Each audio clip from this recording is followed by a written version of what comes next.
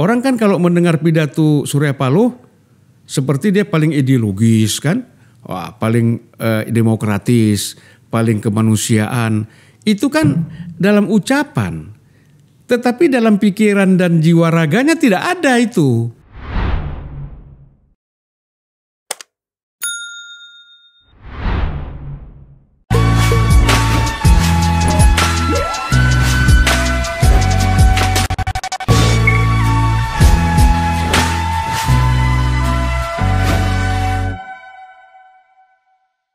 Sebenarnya saya mikir-mikir mengangkat isu ini atas berbagai pertimbangan.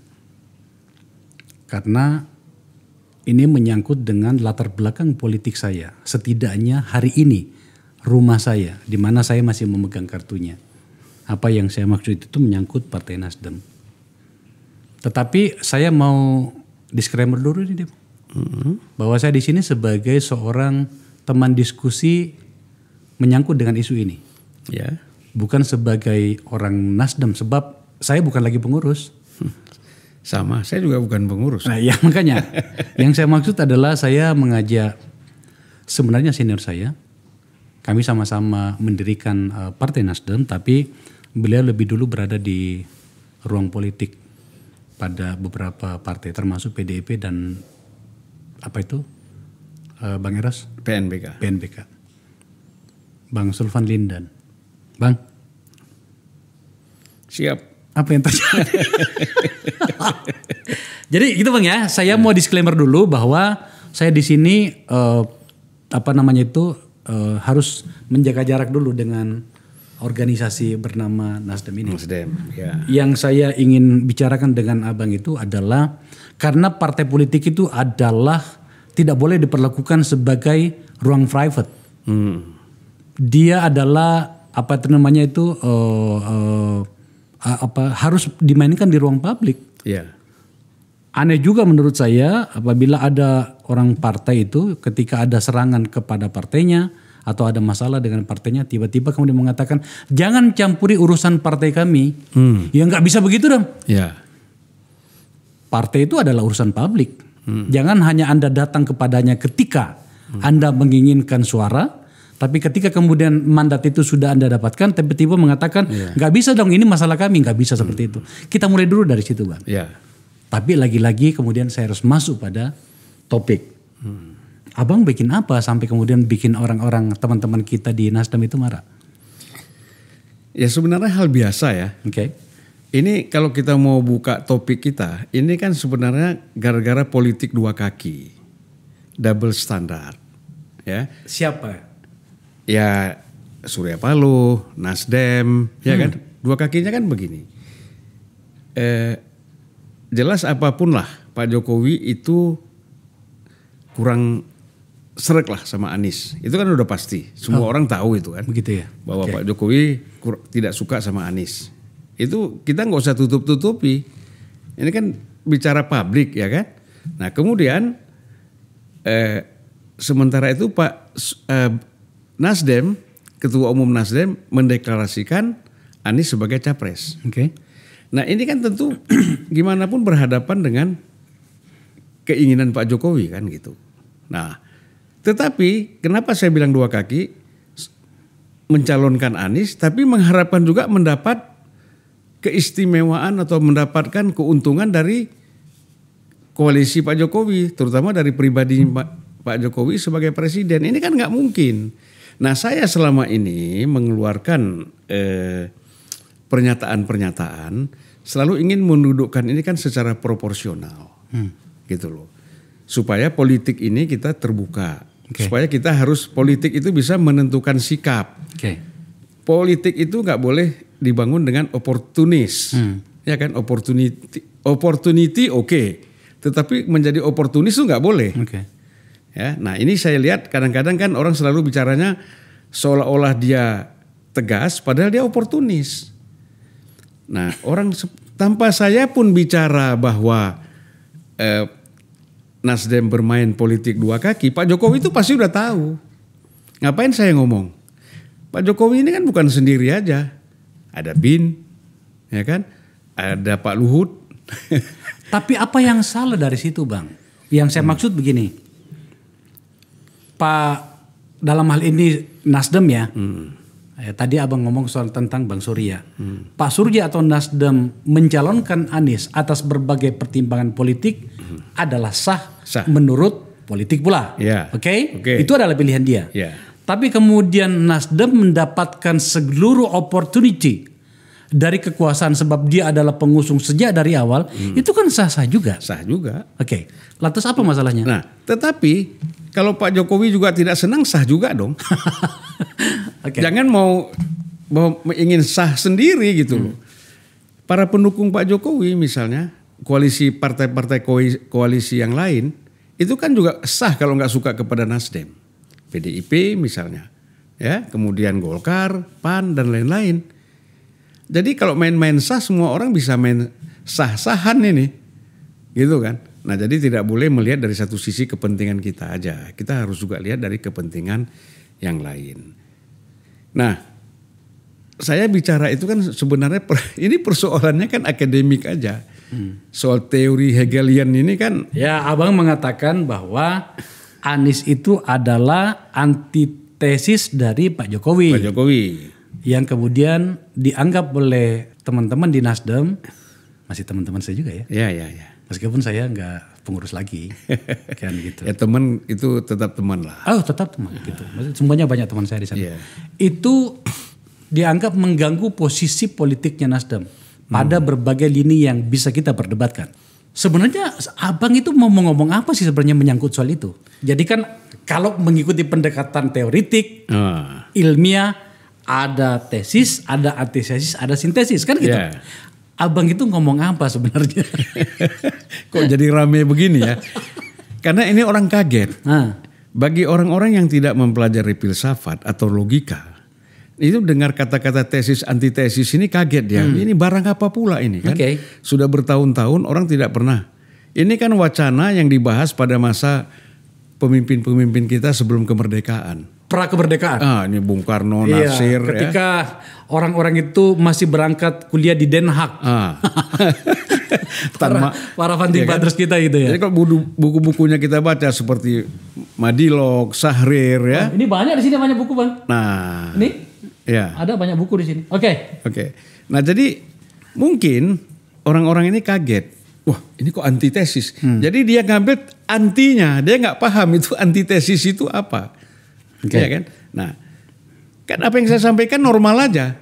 Pak Jokowi itu adalah orang yang berpikirnya sederhana, tetapi langkahnya cepat. Ya kan? Di dalam mengerjakan program. Anies ini sebagai antitesis, dia terlalu konseptual. Ya berpikir, baru bikin policy, nanti baru kita melangkah menjalankan program. Lalu nanti kan kita mengharapkan bisa terjadi pada 2029 dua pola kepemimpinan ini bersatu menjadi sintesis. Jadi menjadi suatu kekuatan yang luar biasa. Ya kan? Gerak cepat, konseptual, jalan gitu. Kan ini dahsyat sebenarnya. Nah, Hasto sebagai sekjen PDIP memanfaatkan isu ini seolah-olah wah ini bertentangan dengan Pak Jokowi gitu loh. Itu satu Hasto. Kedua, mungkin menteri-menteri Nasdem. Menteri-menteri Nasdem ada 3 menteri, mungkin yang paling ini 1 menteri lah ya, yang paling khawatir di reshuffle, bilang sama Pak Surya, wah itu bahaya pernyataan Julvan, Pak Jokowi marah. Belum tentu juga Pak Jokowi marah. Siapa yang menteri yang abang maksud? Ya sekjen Nasdem lah.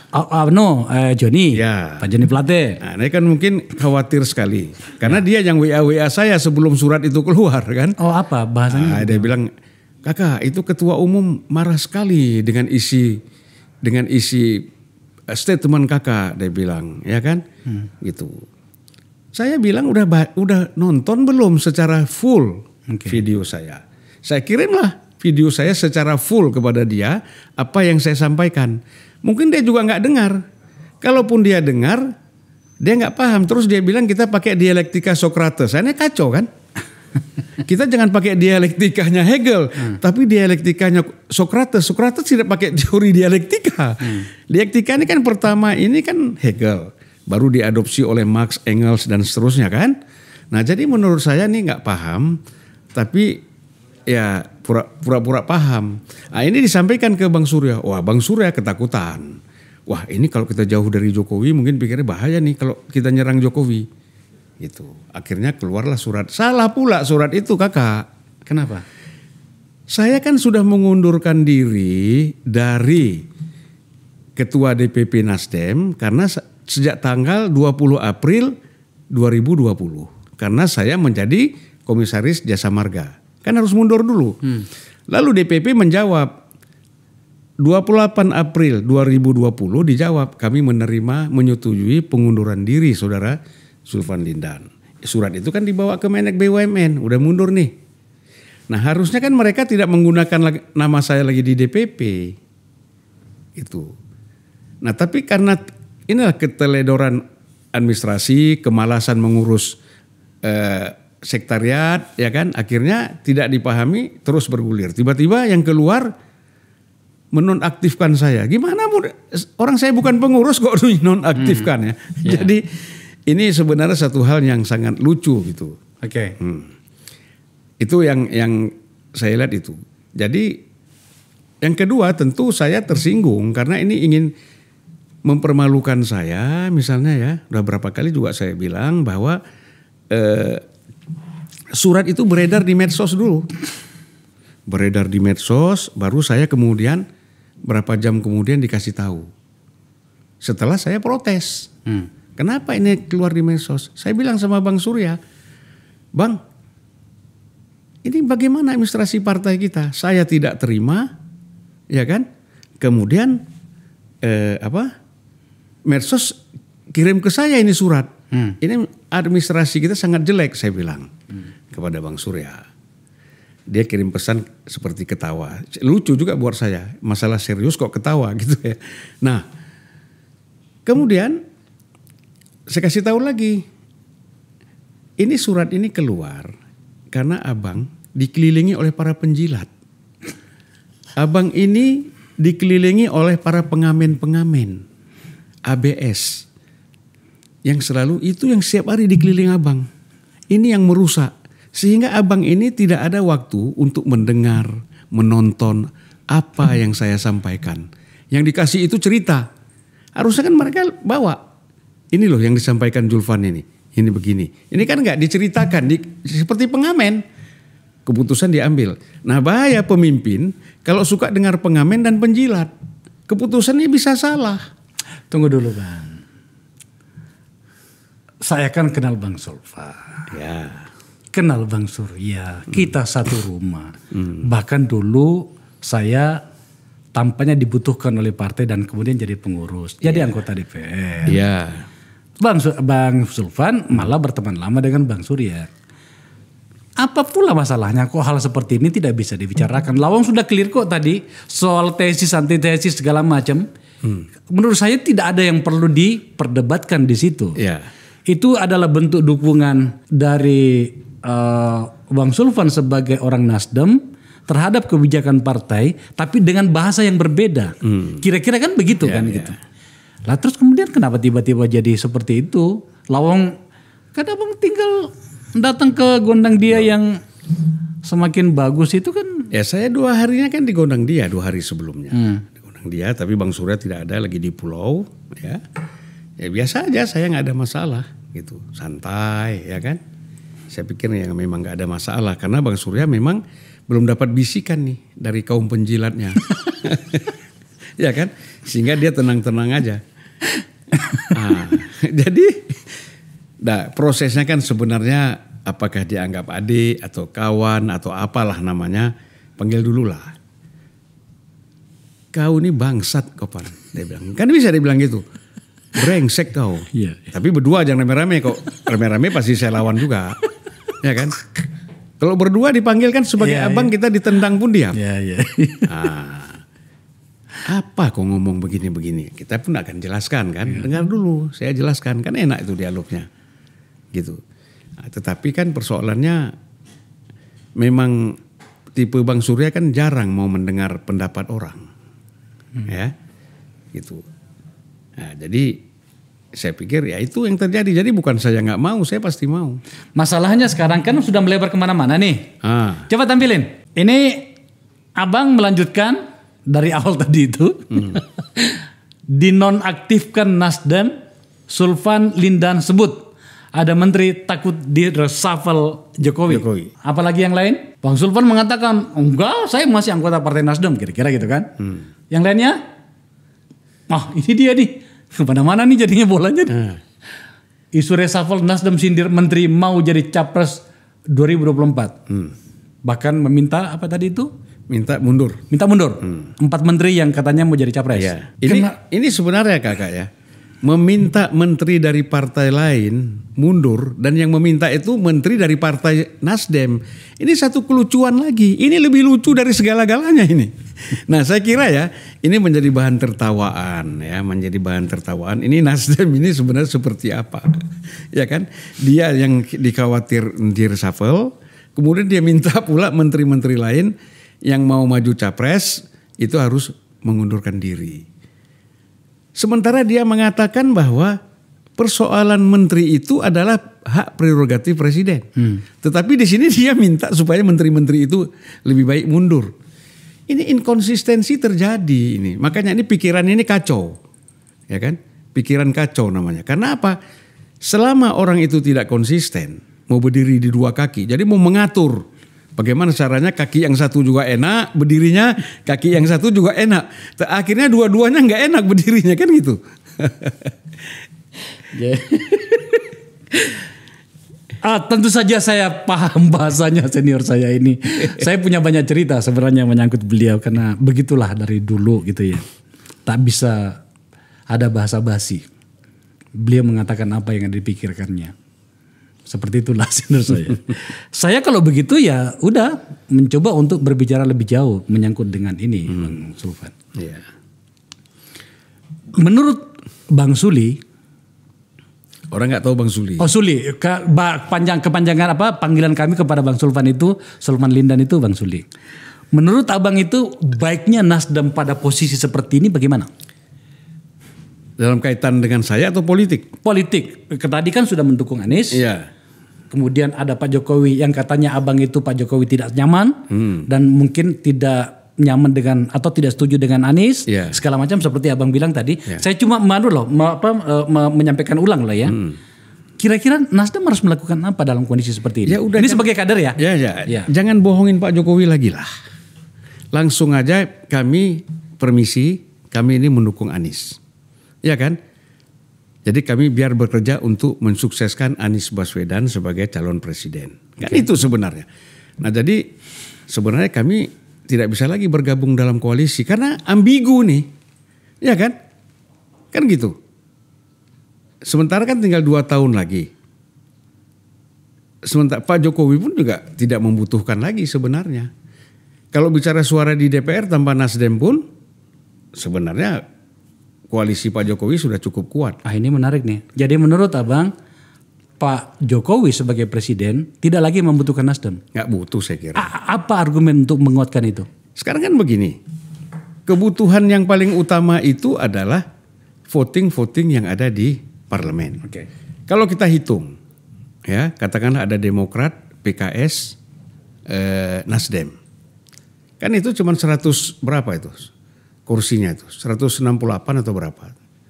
Ya kan yang lain Golkar, PDIP, Gerindra, PAN, P3, PKB itu kan semuanya ke Pak Jokowi. Jadi dari segi itu pun sebenarnya Pak Jokowi nggak butuh kepada Nasdem. Kalau bicara dari segi komposisi di parlemen. Di parlemen. Gitu kan. Dari segi ide dan gagasan udah dingin lah. Udahlah nggak usah cerita ide dan gagasan lah. Yang prinsip aja sudah kalian kita sudah tidak sama, ya kan? Ngapain lagi kita bicara? Nah, jadi menurut saya lebih bagus Nasdem itu daripada kesini tidak kesana tidak, udah fokus, ya kan? Dukung Anies jadi presiden itu fokus saja, kerja di situ gitu loh. Tapi kan Anies belum bisa juga, baru Nasdem kok ini. Ya tapi kan baliho udah dipasang di mana-mana, ya kan? Gitu. Ya itu menurut saya satu kekeliruan di situ, ya. Saya kenapa mengatakan 10 November? Karena dari tanggal 3 sampai 10 November kan ada waktu 1 bulan lebih untuk melakukan pematangan dan konsolidasi, sehingga 3 partai ini solid langsung bersama-sama mencalonkan Anies sebagai presiden. Saya dengar belum clear juga barang itu. Nah makanya kalau belum clear kan bahaya. Nah terus Nasdemnya mau kemana? Kalau misalnya apakah PDIP itu nanti mencalonkan Ganjar misalnya, atau PDIP mencalonkan Puan misalnya, ya kan? Ini kan berarti Nasdem kalau masuk ke situ kan menjilat ludah sendiri nih. Ya, terus mau kemana? PKS mungkin nanti kita nggak tahu masuk kemana kan gitu. Demokrat juga. Jadi kalau belum pasti seperti itu bahaya. Makanya, tapi menurut saya PKS itu mau nggak mau pasti dukung Anies. Kalau PKS tidak mendukung Anies, itu dia bisa tidak lolos threshold. Ini pandangan saya, karena kan saya tanya-tanya juga, semua kita lihat di media kan gitu. Nah Demokrat pasti dukung Anies asal wakil presidennya AHY. Kalau tidak? Ya kalau tidak mereka pikir ulang lah. Kenapa mengambil orang lain yang nggak punya partai? Bicara elektabilitas juga belum tentu dia lebih tinggi dari AHY misalnya. Ya, nah jadi paling logik itu AHY kalau dari segi Demokrat. Tetapi tentu PKS juga mungkin punya calon. Tapi calon PKS ini kan belum disurvei, gitu kan? Itu persoalannya karena belum disurvei, yang diajukan ke permukaan, ya ke publik, misalnya ada Heriawan, kemudian Hidayat Nur Wahid, satu lagi mungkin ketua Majelis Syuro ya. Nah itu kan belum pernah disurvei berapa persentasenya gitu loh. Kalau AHY kan sudah ada sebagai capres masih mendekati 10% ya. Kemudian kalau cawapres tinggi dikit kan gitu. Ada 2 pertanyaan dari saya Bang menyangkut dengan penyikapan politik Nasdem yang menurut saya berani dan tampaknya memang sebuah hitung-hitungan yang didapatkan dengan kalkulator yang jelimet. Dalam hal ini mencalonkan Anies jauh hari dibanding pikiran orang. Oke. Pertama adalah waktunya terlalu cepat. Ya. Sebagai kader, apa kira-kira sikap Abang sebagai kader? Yang kedua adalah kenapa bukan kader partai yang dicalonkan? Tidakkah harus kita sudah mulai membiasakan itu? Ya. Jangan kemudian partai politik itu hanya menjadi penyedia tiket. Kalau saya tidak salah, semangat restorasi yang dulu kita dengungkan ketika kita mendirikan Partai Nasdem itu adalah itu. Bahasa saya ke publik pada masa-masa awal itu adalah membuat peta baru tentang jalan demokrasi. Salah satunya adalah penguatan kader. Apa jawaban Bang Sulfan menyangkut itu? Ya masalahnya kan kaderisasi itu tidak berjalan. Memang tidak dipersiapkan. Siapa di dalam partai ini yang disiapkan untuk menjadi capres atau cawapres? Kan nggak ada. Jadi kalau Demokrat itu jelas SBY mempersiapkan AHY misalnya. Bahwa caranya diperdebatkan itu satu hal. Itu satu hal, tapi orangnya ada. Ya. Tapi ini kan tidak ada. Sudah 10 tahun partai ini berdiri dari 2011 ya. Gitu. Tapi kan kalau kita bicara berkiprah dalam dunia politik secara langsung itu kan 10 tahun. Ya sampai 2019 kemarin. Nah, jadi kalau kita lihat dari aspek itu memang tidak ada persiapan untuk mempersiapkan kader untuk menjadi pemimpin nasional. Kenapa begitu? Ya karena begini. Pertama, Ketua Umum Surya Paloh. Dia sendiri tidak ingin menjadi calon presiden. Ya kan?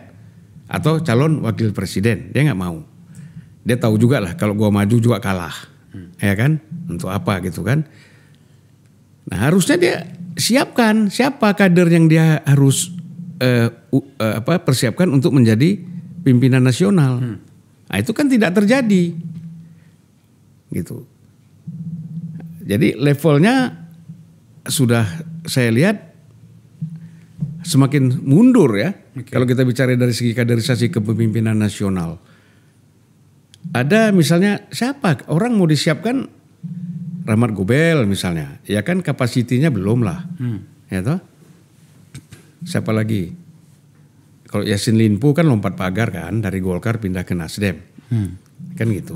Ya, bukan orang Nasdem dari awal gitu kan. Jadi memang nggak punya karena nggak disiapkan. Rahmat Gobel juga bukan orang Nasdem. Ya tapi katakanlah dia bukan orang partai politik sebelumnya. Ya.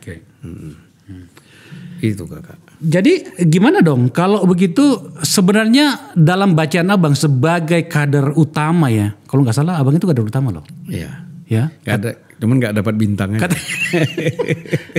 KTA-nya itu kartu tanda anggotanya itu pasti saya kader utama ya. Itu apalagi dengan pertemanan dengan ketua umum ya Om Surya ya. Itu sebenarnya Nasdem itu menurut abang dari sebagai orang lama di partai politik ya. Abang kan sudah beberapa kali mendirikan partai dan berada di partai.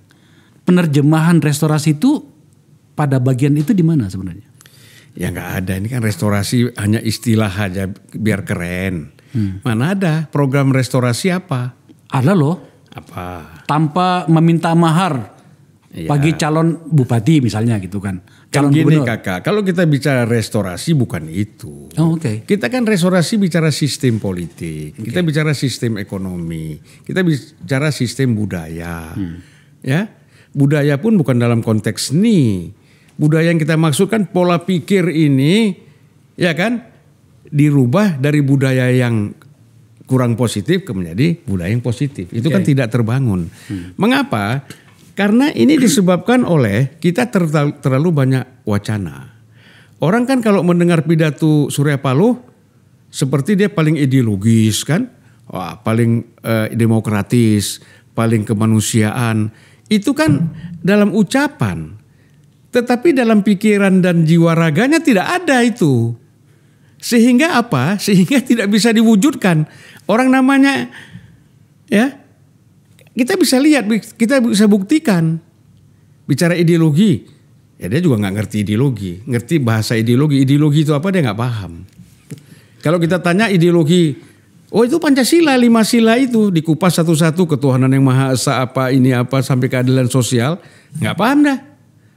Apalagi kalau kita masuk dalam perbandingan ideologi, ada sosialisme, kapitalisme, ada Islam di situ, lebih nggak paham lagi. Jadi pemimpin-pemimpin politik kita ini terus terang aja sebenarnya bicara ideologi itu sloganistik. Ideologi dijadikan sebagai suatu daya tarik kepada orang seolah-olah kita ini ideologis, kita ini ideolog. Ideolog dari mana? Ya kan? Sistem politik nggak dipahami, sistem ekonomi tidak dipahami. Kan inti dua itu saja dulu. Lalu bagaimana Anda mengatakan Anda seorang ideolog? Nah ini harus kita koreksi total ini. Ya, orang jangan enak saja dicap sebagai ideolog padahal nggak ngerti apa-apa. Ya kan? Kalau kata Bung Karno, filosofi Grundslahnya aja dia nggak paham. Weltanschauungnya aja dia nggak paham. Ya kan? Way of life-nya aja dia nggak paham. Itu baru bicara di atas. Ya kan? General norm. Apalagi bicara ideologi yang lebih rumit. Kita bicara dalam sistem politik dan ekonomi, lebih nggak paham lagi. Jadi ya namanya kader partai ya, bukan kader ya. Saya kira di Nasdem ini kalau kita bilang kader tuh jarang. Yang ada tuh anggota. Pemegang KTA. Pemegang KTA. Nah pemegang KTA ini sore lah kalau dengar pidato kan. Wah lain sama Bung Karno.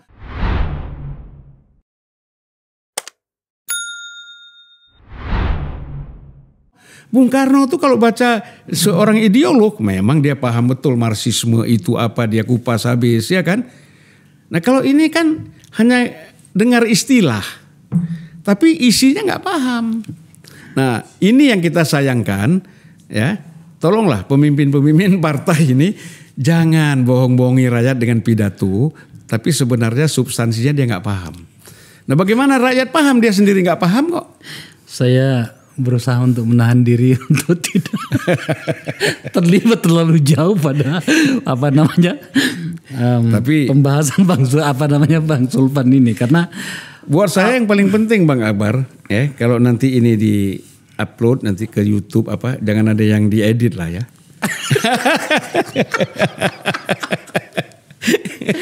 Gini loh Bang, karena kan Bang Sulpan kan orang dari awal di partai. Iya.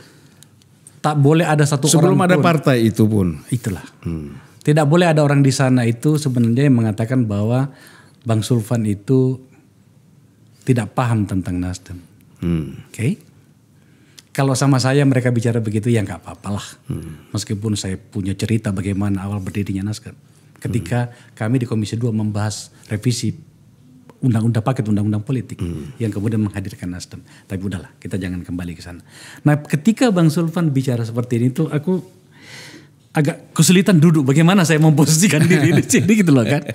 Tapi mungkin memang harus didengarkan teman-teman menyangkut seluruh gugatan Bang Sulpan tadi itu. Mungkin barangkali sudah jarang kita saling berbicara satu sama lain, berbicara berhadap-hadapan, saling bertatapan mata, bertanya kita mau kemana, apa yang telah kita lakukan, bagaimana kita merancangnya, ya kan, bagaimana kita membangun tembok-temboknya, sudah begitu tangguhkah kita, yang kemudian nantinya akan kita bawa bahwa pada tahun 2024 nantinya kita akan target seperti ini. Itu yang di pikiran saya tadi sambil Bang Sulpan cerita itu, berbicara itu dengan gaya Bang Sulpan itu aku, oke, tampaknya ini memang harus didengarkan gitu. Bang Sulpan mau ngomong apa? Loh, begini, ini kan persoalannya, orang kan ketika berhadapan dengan ketua umum, ini kan udah gemetar sendiri. Ya kan, pikirannya macam-macam. Salah ngomong dipecat, salah ngomong nanti begini dapat peringatan. Jadi udah ketakutan duluan. Gitu. Mengapa? Ya maaf aja ya, kalau kita bicara Nasdem, itu kan elit Nasdem itu mayoritas kan pegawai Bang Surya di Media Group kan. Ya udah ya, coba kita lihat. Kalau tidak pegawai di Media Group, teman bisnis. Oke. Ya toh? Terus kader-kader yang sebenarnya ya adalah satu Mat Ali dipakai sebagai bumbu-bumbu aja. Nih ada selain Media Group, selain teman bisnis, ada nih Ali satu muncul ya kan. Nah, jadi pahlawan gitu kan. Nah, nanti ada si Gus Coy lagi nih kan. Nah, jadi nanti Gus Coy ini kecewa lagi ya kan. Jadi kalau kata orang Aceh, Bang Surya ini seperti rakit bak pisang. Apa itu artinya? Jadi model dia ini kepemimpinannya itu kalau mau nyebrang kali itu yang ada hanya rakit itu dari pohon pisang. Perahu. Rakit tahu ya, dari pohon pisang. Begitu dia sampai di nyebrang sana, itu rakit dibuang aja. Silakanlah kau mau pergi kemana itu rakit. Yang penting aku udah sampai sini. Nah itu kalau kata orang Aceh ada budaya-budaya seperti itu dalam diri Bang Surya. Ini nggak bagus kalau dipertahankan. Tolong kader-kader orang-orang yang sudah berjuang ya. Seperti saya tahulah bagaimana orang seperti Effendi Khairi, Ahmad Ali ya. Orang-orang yang sebenarnya tidak terlalu dekat, cuman berupaya untuk mendekatkan diri. Nah lain, ini orang kan tidak penjilat. Nah, tapi kan penjilat-penjilat itu banyak yang memang setiap hari ngamen di lingkungan ketua umum itu kan. Nah orang-orang seperti Ahmad Ali, Effendi Khairi itu nanti jangan dibuang. Begitu Anies jadi presiden mereka nggak jadi apa-apa juga. Iya kan? Kasihan kan? Karena sudah menjadi diehard. Akhirnya kecewa lagi. Ya jangan seperti itu. Saya ini kan saran saya kan positif ini kan. Bang, Anda kok tampaknya marah sekali ya? Kelihatannya gitu ya. Iya. Saya tidak pernah membayangkan bahwa kemudian kita duduk di sini dan kemudian bahasa ini yang saya dengarkan. Ya. Kenapa Bang begitu marah? Ya, persoalannya gini, ya. Pertama, yang saya lihat ini ada upaya untuk melakukan kezaliman terhadap saya. Oke. Apa misalnya? Surat itu beredar di media massa tanpa saya tahu. Etikanya, surat itu kan surat internal. diberikan kepada anggota, ya kan? Dan sebelumnya harusnya dipanggil dulu. Ini etika organisasi nih. Okay. Kalau kita seorang demokratis, panggil, duduk, apalagi kalau berdua, Bang Surya tabok-tabok saya diam aja, asal jangan rame-rame lah, ya kan? Nah, pasti saya bilang, ya Bang siap. Kalau gitu saya nggak mau ngomong dulu, saya mau jalan-jalan dulu keluar kota, keluar negeri lah. Kan bisa. Ya kan? Supaya saya tidak karena susah, mereka kan selalu, media-media ini kan suka nanya saya kan. Masa kita tolak? Karena ini kebiasaan kita. Nah, tapi kalau kita menghindar dulu kita keluar kota kan bisa. Jangan tiba-tiba keluar surat, salah pula surat itu. Ya. Jadi yang menzalimi saya itu ada dua aspek. Pertama, surat itu tidak disampaikan ke saya, langsung ke media. Setelah saya telepon, kenapa saya nggak dikirim? Baru mereka sibuk mengirim ke alamat rumah saya. Saya sendiri masih di Medan. Kan bisa di WA sebenarnya. Kedua, publik melihat Julvan Lindan ini bohong. Dia menjadi komisaris utama, wakil komisaris di Jasa Marga, tetapi dia masih pengurus DPP. Apa alasannya? Karena dinonaktifkan baru sekarang. Nah ini kan cara-cara kerja menzalimi nih. Makanya orang yang menzalimi itu harus satria. Apa? Menuntut haknya dari orang yang menzaliminya. Orang yang zalim ini juga harus satria. Dia juga harus minta maaf. Gitu. Itu satria namanya. Kamu salah ya kamu minta maaf. Kalau nggak mau ya kamu ya mungkin ya mirip-mirip Firaun lah, ya kan? Tapi abang sadar bahwa pernyataan-pernyataan abang di tempat saya ini tampaknya juga mungkin saya juga akan kena getahnya juga nanti nih kan. Tapi abang sadar kan bahwa ini bisa merusak sebuah pertemanan jangka panjang dengan beberapa kawan di sana, mungkin juga dengan Bang Surya. Saya begini, buat saya menjelaskan ini ke publik, pendidikan politik kepada publik lebih penting daripada pertemanan yang sudah mereka rusak sendiri. Itu, ya kan? Ini kan kita memberikan penjelasan kepada publik bahwa begini loh polanya. Kamu harus pilih lah, ya mana yang terbaik menurut kalian. Jangan kalian terjebak dengan dengan pencitraan, dengan seolah-olah ini orang sesuai antara ucapan dengan perbuatan misalnya. Salah satu gugatan yang bisa diberikan ke abang itu bisa menjadi serius. Salah satunya adalah Anda dianggap menggagalkan rencana besar Bang Surya dan atau Nasdem untuk mengusung calon presiden yang diinginkan oleh beberapa orang atau beberapa pihak atau banyak orang bernama Anies Baswedan. Mau gugatnya gimana? Bukan, maksudnya dianggap menggagalkan gitu. Enggak lah. Enggak ya? Enggak lah. Saya kira kan Nasdem tidak mungkin tidak mencalonkan Anies. Oke. Ya kan PKS juga mencalonkan Anies. Siapa? AHY juga Demokrat juga mencalonkan Anies. Tinggal sekarang kan belum ketemu siapa wakil presidennya. Nah kalau Surya Paloh konsisten dengan ucapannya pada saat mendeklarasikan Anies. Soal wakil presiden kami serahkan dengan menggebu-gebu kan. Soal wakil presiden kami serahkan kepada saudara Anies Baswedan. Silahkan menentukan siapa wakil presiden yang cocok sama dia. Harus konsisten. Jangan nanti Anies sudah memutuskan ini calon wakil presidennya. Tiba-tiba dia nggak setuju. Nah, ini kan ujian. Emang siapa yang dicalonkan oleh Pak Anies? Kan belum ada. Belum ada. Jangan sampai. Ketika nanti Anies ini loh wakil presiden saya. Artinya kan kalau kayak gini Anies sudah mendapatkan otoriti dari Nasdem, dari Ketua Umum Nasdem untuk memilih wakil presidennya. Berarti Anies tinggal berkompromi dengan PKS dan Demokrat. Nah kalau hasil kompromi Demokrat dan PKS ini membawa hasil, ini wakil presidennya, Nasdem nggak boleh menolak. Nah itu ya, tapi itu kan belum terjadi kan? Belum. Oke, itu peringatan dah ya. Ya. Yang saya itu lebih pada akhirnya memang harus bicara tentang bagaimana sebuah partai politik itu hadir Bang. Dengan seluruh ruang-ruang mereka memainkan diri. Saya sudah mengatakan pada bagian tengah dari diskusi kita tadi bahwa tampaknya banyak yang memuji itu Bang Surya dengan kecepatan mengambil sikap. Tentu saja dengan risiko yang ada. Ya. Gitu ya. Tidakkah seharusnya Bang Sulfan mengambil bagian dari gerak bersama itu agar kemudian rencananya menjadi jalan dan lancar dan tidak mempersoalkan hal yang ya memang mengganggu sih, karena itu memang soal harga diri ya. Bagaimana dengan itu, Bang? Ya saya soal Anies menjadi calon presiden itu saya nggak pernah persoalkan. Nggak pernah persoalkan. Artinya mendukung saja sih ya. Ya biasa, pastilah. Jadi itu memang tidak ada masalah sebenarnya. Tidak ada masalah. Jadi yang bermasalah mereka.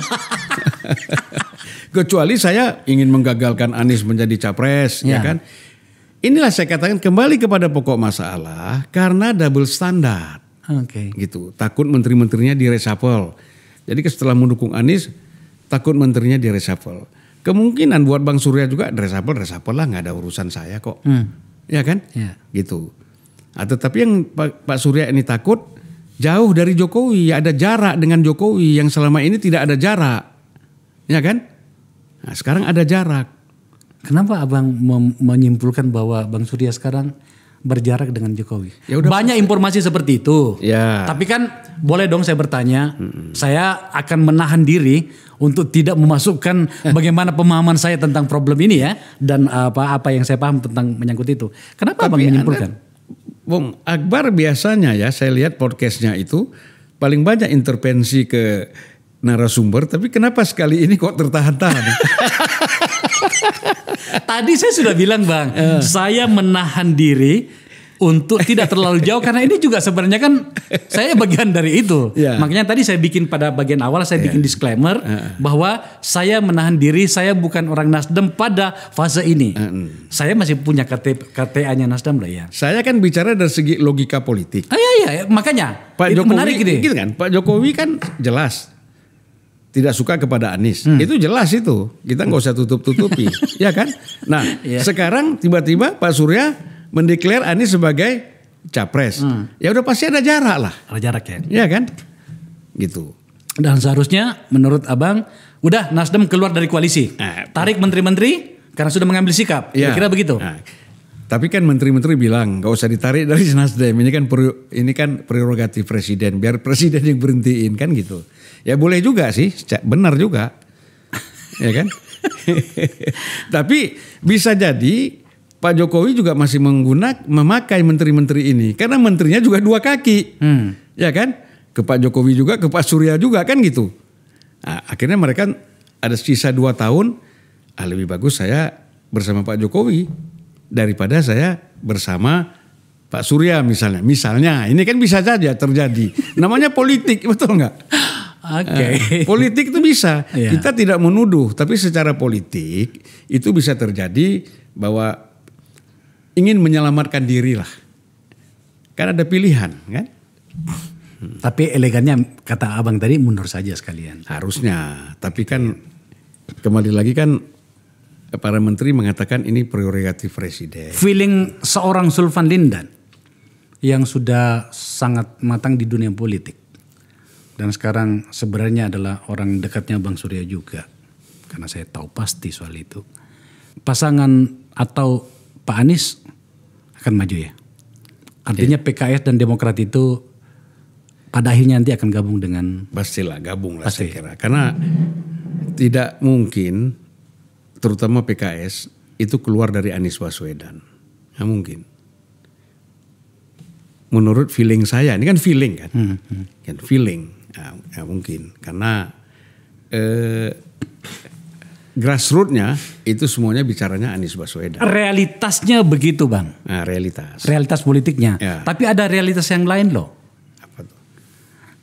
Mahal loh untuk masuk pada pertarungan pemilu legislatif selain presidennya loh. Presiden adalah satu hal, pilpres satu hal, tapi pileg adalah satu hal. Partai-partai itu kan sekarang ini sebenarnya pikirannya adalah pileg. Dia akan memiliki nilai tawar pada presiden yang akan terpilih apabila partainya lolos ke Senayan. Ya. Kalaupun lolos ke Senayan tapi partainya cili alias kecil, you duduk di kursi belakang. Saya akan berbicara dengan partai yang banyak kursinya. Jadi pertanyaannya adalah. Jadi gini Pak Akbar, saya masuk saja kepada poin. dalam pencalonan Anies sebagai presiden, keuntungan terbesar itu ada pada PKS, itu pertama. Ya. Kemudian Nasdem dengan Demokrat bagaimana? Bagi dua. Kalau ini misalnya porsinya 100, ya 60 untuk PKS, 20 Nasdem, 20 Demokrat. Kenapa begitu? Ini kan kita bicara dari segi akar persoalan utama itu adalah pemahaman keislaman. Oh kalau itu sih kita tidak bisa bantah Bang. Tapi kan tadi yang saya bilang itu tadi loh. Realitasnya mahal loh untuk bertarung di pemilu legislatif. Ada 80 dapil. Pendekatan kalkulator politiknya mengatakan gini. Untuk kemudian kita dihitung di ruang politik secara nasional. Apalagi di hadapan presiden terpilih nantinya kita bisa punya daya tawar. Setidaknya kita punya 80 anggota DPR misalnya. Dari 80 dapil kan gitu ya. Sekarang ya janganlah terlalu besar barangkali. 50 lah. Mahal loh biayanya Bang. Berhubungan dengan yang tadi itu. Kalau kemudian tiba-tiba ada tawaran. Ini capresnya. Ini kita akan dapatkan ini nantinya 7 menteri, 8 menteri, 1 menko kira-kira seperti itu. Tetapi, Cawapres. Tapi kalau ternyata nanti partainya secara realitasnya tidak. Pendapatan kursinya di DPR tidak bagus. Dia tidak bisa lagi berhadapan-hadapan dengan presiden dengan anggun seperti itu. Kalau tiba-tiba kemudian ternyata ada yang menawarin, ini loh, kamu ikut sama kita anggarannya sekian. Kita bantulah nantinya. Gunakan kata bantu kira-kira. Apakah masih realistis pendekatan abang tadi? Ya saya kira begini ya, hitung-hitungannya kan orang kan berpikir dari awal. Ya, bisa saja misalnya kalau PKS oke lah, dia tidak menjadi wakil, tapi dia hitung-hitungannya nanti seperti itu kan, berapa kursi yang dia dapat. Nah kemudian kalau Demokrat, ya kalau Demokrat ini kan dia punya calon wakil presiden ketua umumnya. Ya kenapa mesti lari bicara soal menteri? Kita bicara tuntas di sini. Ya tapi yang saya maksud itu soal biaya Bang, mahal gitu loh untuk menjadikan, kan ada 2 event nih. Pilpres. Udahlah ini gini aja, pencalonan Anies ini aja sudah ada yang tarik biaya jangan-jangan. Iya kan? Nah, sudah ada bisa ancam-mengancam kepada orang-orang tertentu. Nah, nanti kalau Anies terpilih kamu nggak dukung saya sekarang ini. Jadi Anies belum dapat apa-apa, tapi para pendukungnya sudah dapat mungkin. Ya kan? Abang yang ngomong loh ya. Lo mungkin. Biasanya kan gitu. Kita kan pengalaman. Ya kan? Gitu. Kita kan pengalaman. Mulai dari wali kota, bupati, gubernur gitu kan. Orang-orang yang memang die-hard untuk mendukung satu calon. Itu biasa didekati oleh para pemilik modal kan. Kalau istilahnya si Pak Mahfud itu cukong-cukong kan. Bisa saja juga dalam hal ini terjadi seperti itu. Oh, dengan karakter politiknya yang dianut oleh Pak Anies itu memungkinkan cukong mendekat. Saya bertanya sebagai orang nih, bertanya lurus-lurus aja gitu. Cukong ini kan macam-macam. Macam-macam ya. Cukong ini kan ada yang kelas menengah juga dan itu kan banyak. Mengharapkan kalau Anies jadi presiden dia menjadi besar misalnya. Kan harapan mereka. Tapi kan kita mengharapkan bahwa siapapun menjadi presiden nanti, apakah Ganjar ataupun Anies atau Prabowo atau Puan misalnya, itu kan kita harapkan mereka inilah yang akan mengendalikan oligarki. Jangan oligarki yang mengendalikan mereka. Ini bahaya sekali. Gitu. Masa kita sejak reformasi sampai sekarang berapa tahun, Pak? Dengan kondisi hari ini, Abang lebih yakin mana? Mereka nantinya yang mengendalikan oligarki atau sebaliknya? Sampai saat ini saya yakin oligarki yang mengendalikan mereka. Ampun, begitu ya? Karena nggak ada alasan untuk tidak dikendalikan. Ya makanya tadi saya bilang kan Bang mahal tadi. Jadi capres itu kan mahal gitu. Ya tapi kan oligarki ini bermain 2 kaki. Kalau ada 2 presiden, ke sini kasih 70, sana 30. Kembali ke bisnis Bang, jangan menyimpan telur di satu keranjang. Kira-kira gitu. Iyalah. Bang. Cari aman kan? Namanya pedagang. Iya pedagang. Terakhir Bang, apa yang Abang ingin sampaikan kalau ketemu sama Bang Surya? saya nggak mau ketemu masalahnya, jadi nggak perlu ada yang saya sampaikan. Saya kira nggak usah lah. Dari awal sudah merusak hubungan, ya ngapain lagi kita ketemu? Anda berteman dengan dia puluhan tahun loh. Ya, Nabi Muhammad sama paman-pamannya juga ketika berbeda kan udah bisa juga. Ya kan? Sama paman sendiri Abu Jahal, Abu Lahab. Bang Surya itu kan selalu begitu. Baik Bang itu. Itu tidak. Ini kan abang kita. Nah, saya sekarang agak masuk dikit nih. Ya, sebagai manusia yang pernah terlibat penuh di partai ini. Udahlah, biarlah itu menjadi catatan sejarah.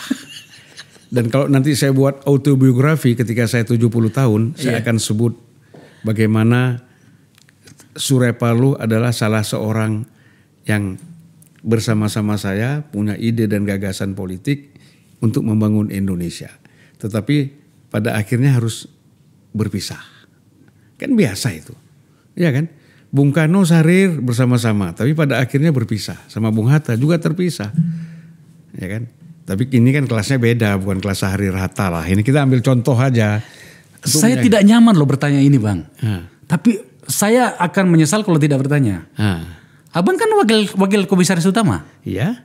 Tidak khawatir itu juga menjadi risiko? Saya menjadi wakil komisaris utama, ya Wakil komisaris utama. Bukan atas dasar Nasdem. Oh ya? Iya. Oke. Itu ada teman-teman yang dekat sama Erik aja yang mengusulkan saya, nggak ada. Tidak ada berkas yang dikirim ke sana untuk saya kok. Pernah dikirim, kemudian seminggu kemudian ditarik kembali, gitu loh. Nah, seandainya saya pun diusulkan oleh Nasdem menjadi wakil komisaris utama, saya juga tidak khawatir.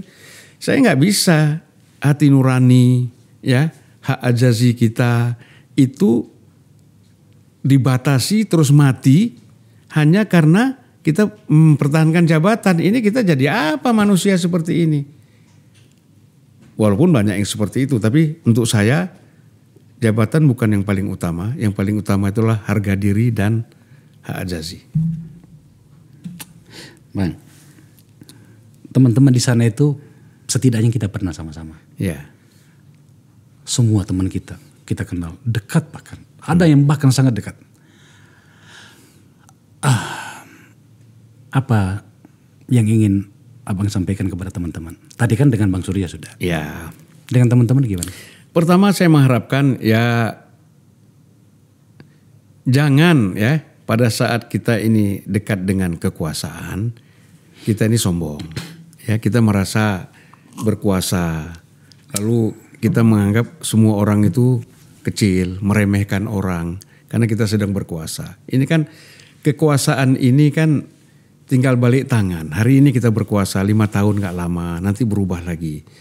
Nah, hari ini orang merasa dekat dengan Surya Paloh, besok tidak dekat lagi, mulai ngeluhnya ke kita lagi. Kan gitu. Waktu dia dekat, wah kita yang diserang. Begitu dia tidak dekat, kita lagi yang dikeluhkan kan. Ngeluh kepada kita lagi. Itu kan sering terjadi, Bang Akbar kan tahu ya. Nah, jadi gak usah lah. Silahkan aja bekerja dengan baik. Ya silakan sukseskan Anies sebagai calon presiden Nasdem. Ya mudah-mudahan berhasil ya kan. Nah kita lihat nanti gitu. Nah pertarungan yang panjang ya. Apakah bisa menang atau tidak. Itu kalau saya sarankan itu. Gak usah terlalu pikir kemana-mana lah. Selanjutnya Abang mau kemana? Saya? Ya. Saya jadi YouTuber. Jadi memang tanpa disengaja saya sudah siapkan podcast kira-kira 4 bulan yang lalu dan saya nikmati itu. Karena ide, gagasan, saran bertemu banyak kawan-kawan yang cerdas ya, yang intelek gitu. Jadi saya merasa ini saya keluar out of the box, makanya namanya unpacking kan. Unpacking ya. Nah, kita keluar dari packing yang selama ini. Di luar packing kita selama ini ya. Nah, kita kan di packing ini di partai, kita keluar. Biar saya promosikan Bang. Jadi Bang Sulfan itu membina atau memiliki atau mengelola sebuah channel YouTube bernama Unpacking Indonesia. Bersama Zulfan Lindan. Itu mahal bayarnya tuh. Mahal itu. Mahal bayarnya gitu. Bang, makasih ya. Sejujurnya saya agak kesulitan, saya sudah akui dari tadi, kesulitan menempatkan diriku dalam diskusi ini. Abang pasti tahu lah psikologi saya. Ya. Karena itu teman-teman kita. Tapi ya sebagai seorang yang mengambil posisi lebih banyak berkecimpung pada intelektualitas di dalam pengelolaan politik Indonesia, apatah itu termasuk menyangkut partai politik, abang pasti tahu itu. Saya sebenarnya memiliki catatan yang banyak pula. Tidak hanya kepada Nasdem, partai yang kita dirikan, juga kepada yang lain. Tapi saya rasa memang mungkin sudah saatnya kita mendengarkan cara-cara kritik dan atau narasi yang sangat keras seperti yang abang barusan sampaikan di tempat saya. Siapa tahu barangkali kita lebih matang kalau kemudian kita membiasakan diri seperti ini. Tidak selalu harus menyeragamkan pikiran. Dan kemudian mengambil posisi seakan-akan tak ada yang salah dengan kita. Tak ada yang keliru dengan kita. Saya rasa itu salah satu kelemahan yang terjadi pada ruang politik kita. Ya itu artinya kan yang namanya egosentris, superiority itu harus dihilangkan. Dikurangi paling tidak untuk mau lebih mendengar pendapat-pendapat yang berbeda. Nah ini kalau tidak terjadi, tadi penyeragaman pikiran ini kan bahaya sekali, ya kan? Nah kalau kita pakai logika pada masa lalu ya antara Fir'aun dan Musa, karena Fir'aun itu ingin menyeragamkan pikiran semua rakyat itu sama seperti dia, lahirlah seorang Musa. Dari rakyat jelata yang berbeda. Gitulah. Nah jadi hati-hati. Allah Subhanahu wa Ta'ala itu mengatakan, aku akan menjatuhkan mereka dari tempat yang mereka tidak sangka. Mereka sangka ini, wah ini akan jatuh karena sesuatu yang besar. Nggak ada. Satu yang kecil aja bisa jatuh. Nah itu harus hati-hati. Jadi banyak sebenarnya kalau kita bicara dalam konteks perubahan, diawali dengan jiwa yang bersih, itu sebenarnya gampang. Makanya saya ada puisi misalnya, kalau kau tanya kesetiaan, jangan bertanya kepada angin. Angin itu hanya melintas. Tapi tanyakanlah kesetiaan itu kepada sebuah lilin. Lilin itu bukan melintas, dia akan rela mati untuk kamu, ya. Sampai dia sendiri pun terbakar. Nah Bang Surya mudah-mudahan tidak dikelilingi oleh orang yang bersifat angin. Tapi dikelilingi oleh orang-orang yang bersifat lilin. Itulah penutup saya untuk Bang Surya. Terima kasih. Ini berat juga sebenarnya. Ini episode kali ini berat ini bagi saya. Sebab ini kita membicarakan orang-orang yang saya kenal dengan sangat baik bahkan. Saya cuma berharap bahwa dialektika yang berkembang di ruang publik, salah satunya di tempat saya ini, itu semakin membawa kita ke masa depan. Sebab seperti itulah seharusnya. Keberagaman itu penting, keberagaman itu baik. Menyeragamkan pikiran itu berbahaya. Bahkan ketika itu dimulai dari awal. Makanya itu saya kadang-kadang agak menghindari sebuah tempat di mana itu orang harus menggunakan pakaian seragam. Orang Indonesia itu paling suka menggunakan baju seragam. Kita bertemu yuk sudah bikin baju kaosnya sama semuanya gitu. Itu penutup dari saya untuk acara yang berat ini. Kita akan bertemu lagi pada isu-isu yang lain. Sekali lagi, mari kita mematangkan pikiran. Tidak harus dengan sebuah keseragaman.